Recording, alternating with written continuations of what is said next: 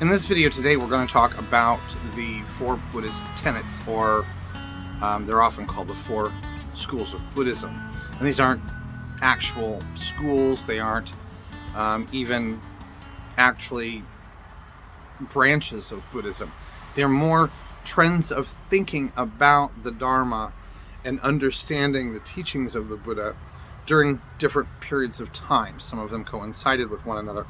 So after the Buddha reached enlightenment in Bodh Gaya, he taught many levels of teachings on how to overcome suffering. From several of these teachings arose these four trends of thinking, which they're referring to them as the four tenets is probably a better idea.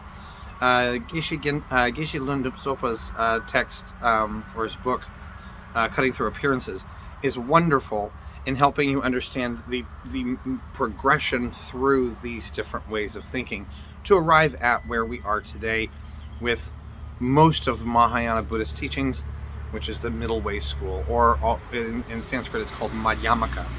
So you have the four tenets are the Vaibhashika, the Sautrantika, the Cittamatra, and the Madhyamika. And actually Madhyamika was taught first. The middle way was taught by Nagarjuna, and then all these people debated and tried to come to understand what the Buddha and Nagarjuna were teaching.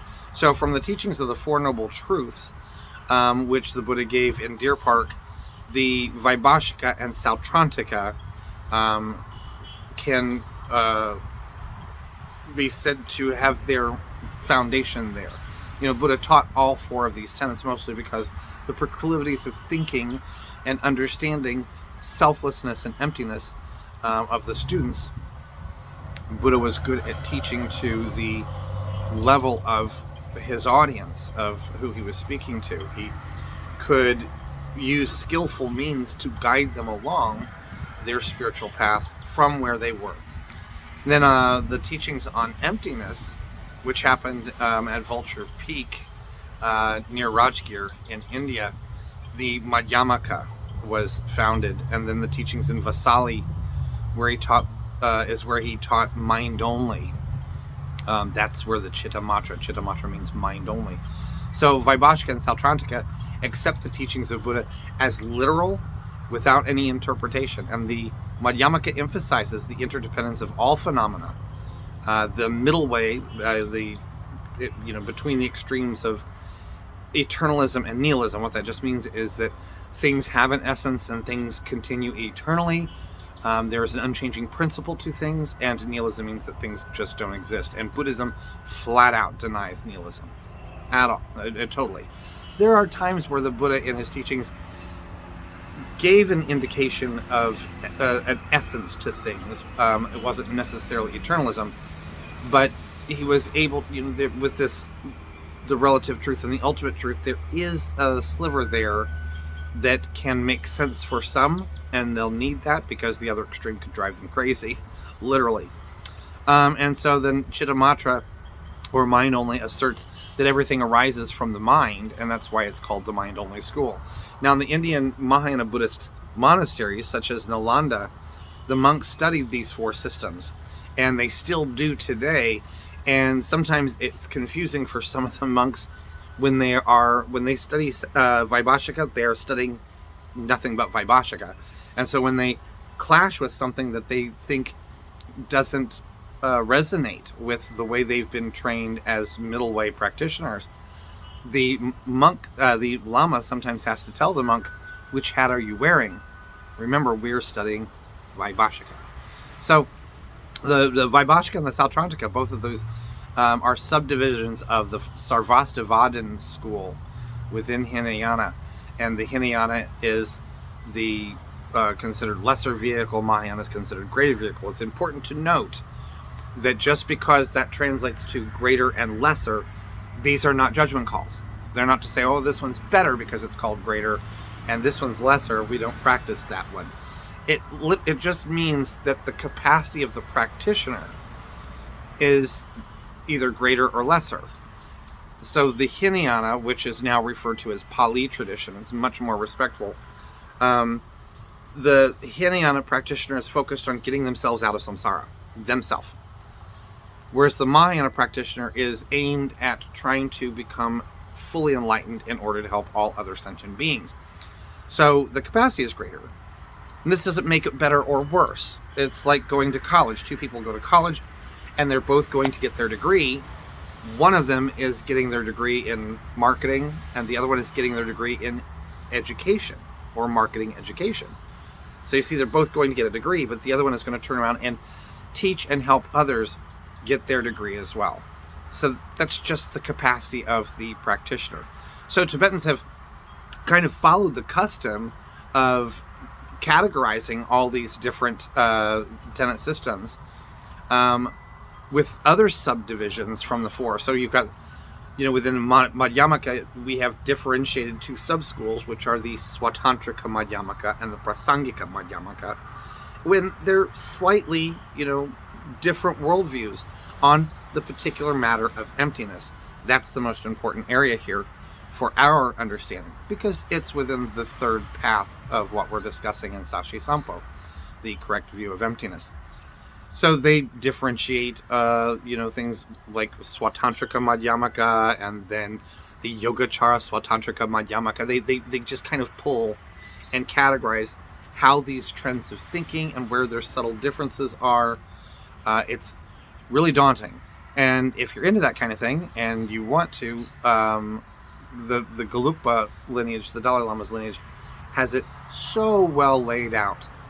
But where that will become important for anyone is if you become a teacher, you see where your students' worldview fits.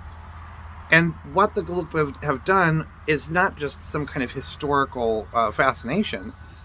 These trends arose because of ways that the practitioners, the way that the masters and philosophers of the times understood selflessness or emptiness. And so if it arose in them, it's going to arise in us or in one of our students. So seeing where those minds were and how to refine their understanding is the key reason to study the tenet system.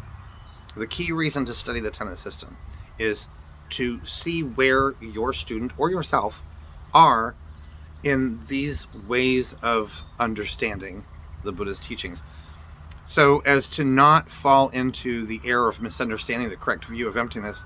We need to examine the various interpretations of Buddha's teachings on emptiness or selflessness as presented by these various masters who are recognized as the founders of each of the tenet systems.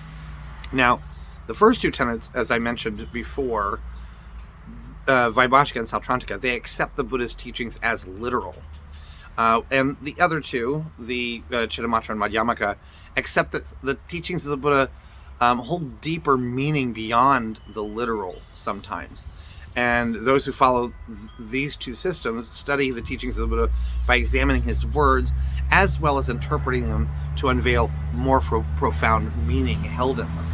So the distinction based on the view of emptiness relates to how a person perceives the nature of phenomena, which determines whether a person is aligned with the Hinayana or Pali texts or the Mahayana or Sanskrit texts. So the first two systems view the root of suffering to be grasping at the self, and the other two view the root of suffering to be the belief in inherent existence of self and phenomena. It seems like splitting hairs, and in some ways is, but it's very important to study these two views and understand them. And what we'll do in another video is, well, in several videos, we're going to go through what are called the 6 flavors of emptiness, where we're actually working with various definitions and refining our understanding of what emptiness is. And that's one of the biggest reasons why we have not gotten to zero in on emptiness in one video yet. This is vast. It's vast and it's very difficult, and some masters have spent their whole lives trying to understand emptiness. It's not something that we can just skim through and go, okay, I get it. It's transformative. It totally transforms everything. Now, within the 4 tenet systems, let's talk about the founders of these systems so that you know them. The Vaibhashika, which in Tibetan is called the Chedak Mawa, was founded by Vasubandhu. About 400, 480 AD are his dates, and his text is called the Abhidharma Kosha.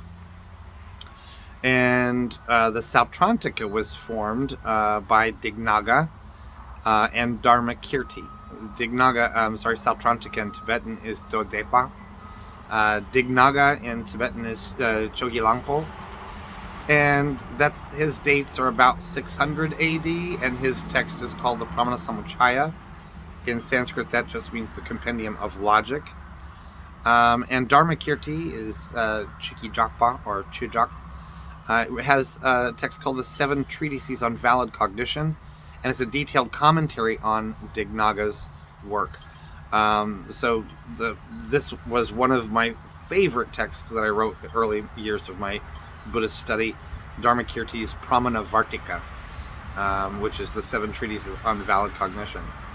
Then the mind-only school, or Cittamatra in Tibetan, is called Semsampa, and the master Asanga, who is Vasubandhu's brother, wrote the Abhidharma Samuchaya, and so his dates are also about 400 to 480 AD. And then the Madhyamika was written by, or founded by Nagarjuna, and one of his most famous texts, his foundational text, is called the Mula Madhyamika Karika. And Nagarjuna was from 150 to 250 AD. So he has many other texts, but the Mula Madhyamika Karika, which is in Tibetan called the Tsawa Sherab, is the foundation of the Middle Way. It's the seminal text of all Middle Way school Buddhism to this day. So let's look at these different characters. Vasubandhu is considered to be the founder of the Vaibhashika school, and his most important text, the Abhidharma Kosha, is a complete and systematic account of the Abhidharma, which is the third of the three baskets of teachings, or the Pitakas, taught by the Buddha. And the Pitakas are the three categories of the Buddha's teachings. They are the Vinaya, Sutra, and Abhidharma. And they are comprise what's called the Dharma of transmission, or scripture. So they teach the Dharma of realization, which is comprised of three higher trainings. The sutras are the discourses recounted together with their particular context, the location of the teaching, who was present and who asked a question, and so on. The basket teaches the higher trainings of meditation. Okay, this basket is what it's called, its collection. Then the Vinaya are the accounts of how certain rules came about by mentioning the particular context and who was involved. This collection teaches the higher training of discipline. This is where you get your monastic vows. This is where you get your bodhisattva vow and your lay practitioner vows, and so on. Then the Abhidharma takes the various topics covered in the sutras and arranges them to their classifications and divisions, and it's the higher training of meditation. So the teachings of the Buddha can be divided into what we call are these three baskets: morality, concentration, and wisdom. That's the way to think of the three baskets, or three pitakas, or three collections, three volumes, however you want to think of that. But know that the Sanskrit and Pali are pitaka. And so in meditation, we can see the use of these three baskets. Your posture is kind of like your morality, the way you hold yourself, the way you conduct yourself. And concentration is focusing on the object of meditation and not allowing the mind to run all over the place. And once the mind is able to focus, it can be used to examine the nature of reality and to uncover its true nature, which is wisdom. So this is just a short introduction to understanding the four tenets. Know that when you're studying Tibetan Buddhism, you are studying a highly evolved system, and one that was thoroughly understood and fleshed out by some great masters for more than 1,000 years in the land of snows. So the next videos we'll start talking about these flavors of emptiness and get a working idea of a variety of definitions, and find where you are and start meditating on and analyzing those definitions, and help you